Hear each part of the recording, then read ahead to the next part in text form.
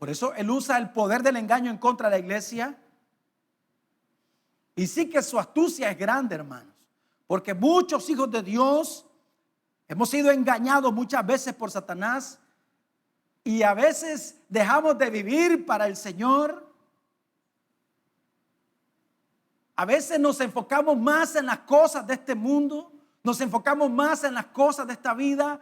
Le damos nuestra fuerza a las cosas de este mundo. Le damos nuestro esfuerzo más grande a las cosas de este mundo. Y al Señor le damos nada más lo que sobra de nuestra vida. Jesús es mi Señor, decimos nosotros. Sin embargo, si tenemos tiempo, nos congregamos. Si tenemos tiempo, leemos la Biblia. Si tenemos tiempo y deseos y sentimos orar, lo hacemos. Si tenemos tiempo para servir, servimos. ¿De dónde sacamos esas cosas, hermano? ¿Sabe cómo se llama eso? Se llama engaño, se llama mentira. Hay una batalla terrible y somos engañados y pensamos que estamos caminando en fidelidad al Señor, pero desgraciadamente muchas veces no es así porque no nos estamos examinando constantemente.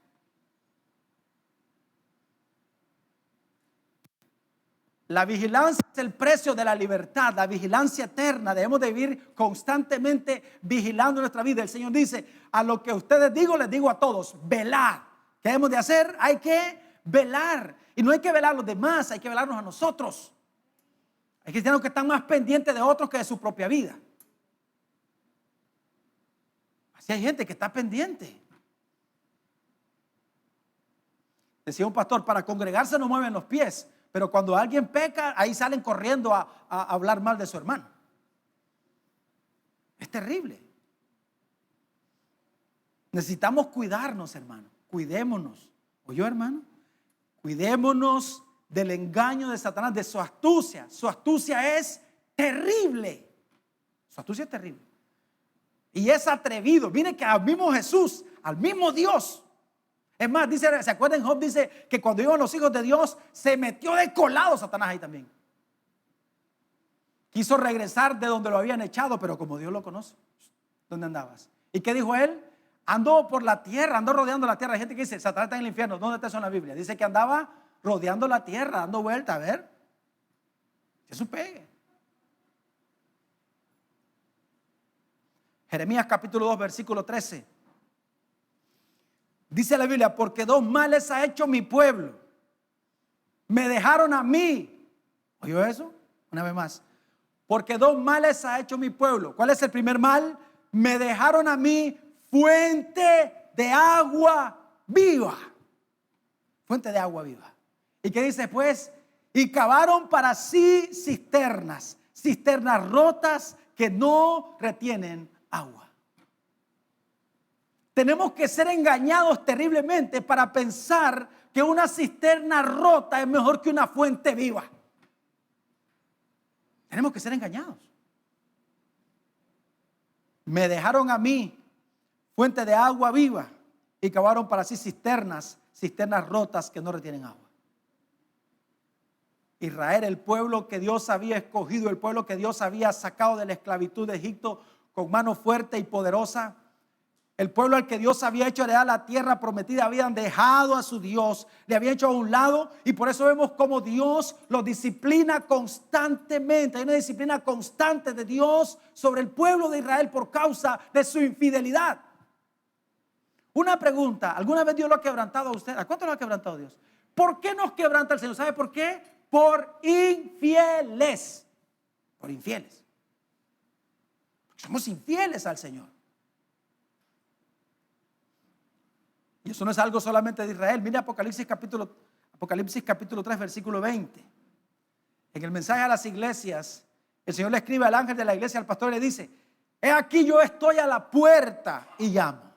Si alguno oye mi voz y abre la puerta, entraré a él y cenaré con él y él conmigo. ¿Cómo es eso? Entonces el Señor no estaba dentro de la congregación. Eso significa que de la misma forma, ¿qué hizo Israel? Dos males ha hecho mi pueblo. Me dejaron a mí. Y yo le pregunto, ¿nosotros no habremos dejado al Señor, hecho al Señor a un lado en nuestra vida? Porque el pastor de la iglesia de la Odisea había sacado a Jesús de la congregación. Recuerda, este no es un versículo evangelístico, esto no es para los mundanos, esto es para los que no conocen al Señor, esto no es para ellos, es para la iglesia, es para los pastores que han sacado a Jesús de sus congregaciones, de sus predicaciones, porque desgraciadamente hoy en día Cristo no es suficiente. Es aburrido solo hablar de Jesús. No, entonces hay que hablar de Cristo y la psicología. Estaba escuchando yo a un pastor hablando acerca de los problemas en el matrimonio. Él dice, si después que usted fue al pastor, si después que el pastor lo aconsejó con la Biblia, usted todavía sigue teniendo problemas, entonces busque un psicólogo profesional. Si menos que está diciendo, o sea, me está diciendo a mí que la palabra de Dios no es suficiente para transformar un matrimonio. El problema no es la palabra de Dios, el problema es la dureza del corazón de los hijos de Dios, porque somos duros de corazón. O sea, me estás diciendo a mí que hay algo que es más poderoso que la palabra de Dios. Estás diciéndome que hay algo más poderoso que la palabra que creó los cielos y la tierra. Me estás diciendo que hay algo más poderoso que Cristo Jesús. Si yo predico Cristo y psicología, estoy diciendo Cristo no es suficiente, también necesitamos psicología. También necesitamos metafísica, sociología, Cristo y los métodos. Volvámonos más cristianos, Cristo y los métodos. 10 métodos de crecimiento acelerado, 40 días con propósito. Después de 40 días usted sale maduro. ¿Qué va a hacer, hermano? El Señor anduvo con sus discípulos 3 años y eran unos grandes inmaduros. Después de 3 años de todo el... Mira, ¿quién podía enseñar mejor que Jesús? ¿Cuánto se deleita leyendo los evangelios? Mire todo lo que, y mire, y lo que dice, y dice Juan, que lo que el Señor dijo, que los milagros que el Señor hizo, dice que no están escritos todos porque no habría libros en el mundo para eso. Y sin embargo, después de 3 años y medio, cuando el Señor muere y resucita, dice la Biblia que ellos volvieron una vez más a las barcas otra vez. Se tuvo que volverles a hacer el mismo milagro que les hizo 3 años y medio antes. 3 años y pico andando con el Señor y no maduraron. ¿Usted cree que 40 días me van a madurar? ¿Usted cree que hacer un discipulado de 21 días para un matrimonio va a madurar tu matrimonio? No, es una vida de entrega, de señorío, de gobierno, todos los días hasta que Cristo venga. Amén, todos los días. Hay que estar en una eterna vigilancia en nuestra carne. Dice la Biblia, velad y orad para que no entréis en tentación. No hay métodos, hermano, no hay métodos. No hay métodos, no funcionan. Después de 40 días usted lee ese libro y usted verá. Eso no es verdad. Sería sencillo. Cuando yo me ha tocado hablar con personas que tienen adicciones a las drogas, a cualquier tipo de adicción, yo les digo, yo quisiera hacer una oración por vos y decirte que ese es un demonio y reprenderte. Te reprendo, demonio de pornografía. Y se acabó. No, no es así. No, tenés que batallar con tu carne y te vas a morir adicto hasta que Cristo venga. Serás un corrupto en tu carne y tenés que tener una vigilancia extrema sobre tu vida, Nosotros no cambiamos, el Señor nos cambia, Él nos da una nueva naturaleza para que vivamos ahora por medio de esa nueva naturaleza, crucificando cada día la vieja naturaleza. Y esto es de todos los días. Si alguno quiere ser mi discípulo, tome su cruz. ¿Cuándo? Cada día. Cada día. Pero desgraciadamente la iglesia hoy en día se ha convertido en una empresa y se trata a los miembros como cosas, como si fuesen mercadería. Los pastores hemos olvidado que no ministramos, que no ministramos chayote ni zanahoria, sino seres espirituales. Y llevamos a la gente a la avaricia. Y ya hoy no se habla acerca de compromiso, no se habla de pecado. Porque queremos que la gente esté contenta. Pero no se puede de esa manera. Necesitamos nosotros volvernos al Señor, revisarnos. Como dijo el apóstol Pablo, pero me temo que así como la serpiente con su astucia engañó a Eva, vuestros sentidos de alguna manera sean extraviados de una sincera fidelidad a Cristo. ¿Estamos siendo fieles al Señor? Cuando hablamos de ser fieles es viviendo toda nuestra vida por medio de sus mandamientos, no por sentimientos, por emociones, por lo que pensamos, por lo que nosotros creemos que es correcto, sino por lo que la palabra de Dios enseña. Porque hoy hemos reducido la gloria de Dios a la de un simple mortal. Parece que hoy podemos sentarnos a negociar con Dios. Hoy hemos echado los mandamientos de Dios a nuestras espaldas. Hay muchas personas que dicen, yo sé que el Señor dice que debo de perdonar, pero es que no sé, no siento. ¿Sabe qué significa eso? Satanás con su astucia te está engañando. Hasta llenar tu corazón de basura y amargarte, llegar a odiar a una persona. Es que yo sé que debo de hacer esto, yo sé que debo hacer lo otro, pero no lo haces. Y si yo sé lo que es bueno y no lo hago, ¿qué dice la Biblia? Santiago dice, el que sabe hacer lo bueno y no lo hace, le es pecado. En el momento que usted dice, yo sé lo que debo hacer, pero no lo hago, ese es un pecado terrible. Eso es arrogancia, eso es pisotear la sangre de Cristo, porque estamos pecando voluntariamente. El que dice, no importa, peco el sábado y el domingo me arrepiento. Hermano, eso es una persona que yo me atrevo a decir que ni siquiera ha nacido de nuevo. La gracia no te ha alcanzado.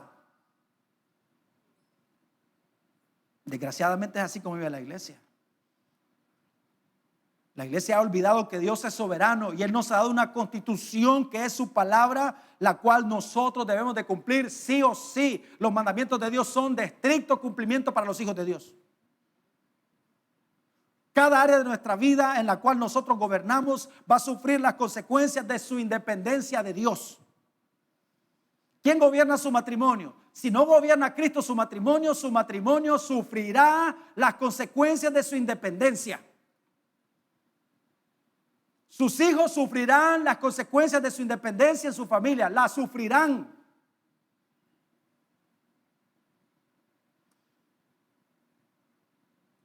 Si esa es nuestra manera, entonces esa es la manera de Satanás. Siempre hay bendiciones y consecuencias. Bendiciones por vivir sus mandamientos, consecuencias por escuchar y poner por obra las mentiras de Satanás. ¿De quién gobierna nuestra vida, hermanos? ¿Quién es su rey? Oh, Él es mi Señor. Entonces el Señor dice, ¿por qué me llamas Señor, Señor y no hacen lo que yo les digo? Y esto es una batalla de todos los días. Por eso es que en la oración, el Padre nuestro que dijo el Señor, yo debo orar, venga tu reino, venga tu reino. Esto es algo de todos los días, hermanos. Amén. No es cada 15 días que vamos, venga tu reino. Y los otros 14 días viviendo como nos da la gana, deshonrando al Señor, hasta que somos quebrantados por Dios por nuestra infidelidad, por nuestra necedad, por nuestra dureza de corazón. Porque dice la Biblia que la vara es para las espaldas del necio. ¿Quién gobierna nuestra vida, hermanos? Podríamos pensar que es el Señor. Pero recuerde que Satanás es astuto. Y para eso necesitamos ir a la palabra de Dios. Porque la palabra de Dios es la única que tiene el poder para derribar argumentos, para derribar fortaleza que el enemigo pueda poner en nuestra mente o en nuestro corazón. Solo la palabra de Dios puede hacerlo. ¿Quién gobierna nuestra vida? ¿Quién gobierna nuestra familia? ¿Somos nosotros o es Dios? ¿Quién gobierna nuestras finanzas? ¿Somos nosotros o es Dios? Si somos nosotros, entonces no es a la manera de Dios. Y si no es a la manera de Dios, entonces es a la manera de Satanás. Y yo creo que Dios, hermanos, nunca bendecirá a una persona que no viva bajo su gobierno. Es imposible. Porque entonces el Señor bendeciría nuestra corrupción. Pero cuando hay corrupción, lo que Dios hace es quebrantarnos para volvernos a su santidad. Necesitamos revisar hermanos, revisemos nuestra vida porque somos engañados. ¿Se acuerda de Josué? Cuando Josué se enfrenta a una ciudad pequeñita y cuando es derrotado viene y se enoja contra Dios. ¿Cómo es posible? Nos trajiste para esto, para avergonzarnos. ¿Qué dijo el Señor? Revisa tu campamento. Hay que revisar nuestro campamento. Amén. Revisemos nuestra vida constantemente. Debemos de velar. Hay que velar nuestra vida. Amén, hermanos. Porque posiblemente creamos que somos gobernados por el Señor, pero no es así. Porque el pecado es un engaño. David creía que estaba bien delante de Dios y por 9 meses pensó que estaba bien delante de Dios. Hasta que fue hasta que fue confrontado por el profeta, hasta que le dice el profeta: vos has pecado contra Dios, terriblemente contra Dios, y por causa de tu pecado tu hijo se va a morir. Pero él pensaba que estaba bien. Una pregunta: ¿cuánto les ha pasado eso? Que a veces vienen en oración y de repente son descubiertos por el Señor. ¿Cuánto les ha pasado eso? Hermanos, eso pasa. Olvídense. Venimos al Señor y creemos que estamos de lo mejor, cuando Dios dice: mira eso que hiciste. Cuando el Espíritu Santo hace una revisión profunda en nuestro corazón, nos damos cuenta que hemos pecado contra Dios.